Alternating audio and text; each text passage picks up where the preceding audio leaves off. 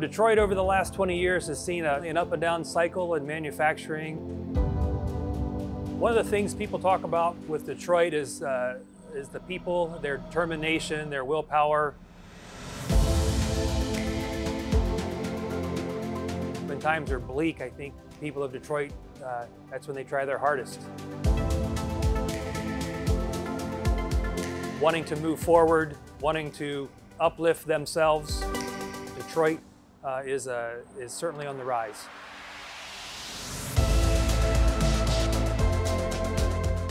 We're here at Lyft in Detroit, Michigan. At Lyft, we are actually a manufacturing innovation institute, so one of 17 throughout the nation. We currently work on materials, so we find ways to do research and development and cause new innovation in which we can move forward with advancing warfighters and our nation's defense.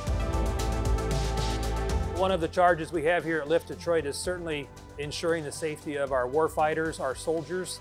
We have a number of initiatives that are going on in our tech division to address that, from making vehicles safer to enhancing our capabilities with weaponry. Over time, the U.S. has started to lag within the manufacturing economy, especially with a lot of work going overseas, and so we wanted to bring that back here to the States. We founded back in 2014. Detroit has always been the hub of manufacturing in the United States. Being known as a Motor City, having the big three here, that definitely was a huge motivation to start that here within Lyft and to really go ahead and try to boost the manufacturing economy starting from the ground up. So we're going to use this device to move the robot around. We also realized that there's a very large skill gap. Over 2.5 million jobs within manufacturing are going unfilled, and so to bridge that gap. Perfect. Now we're just going to hover and bring it over to this side. We wanted to also make sure that educational and workforce development was implemented within Lyft's atmosphere.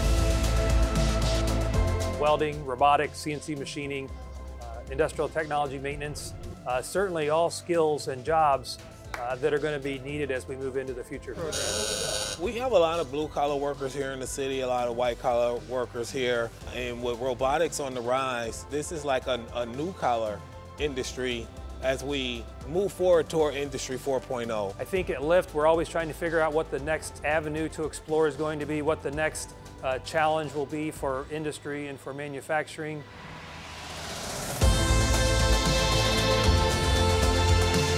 I saw Detroit be a leader in the music industry here in Motown. I saw Detroit being the motor capital of the world.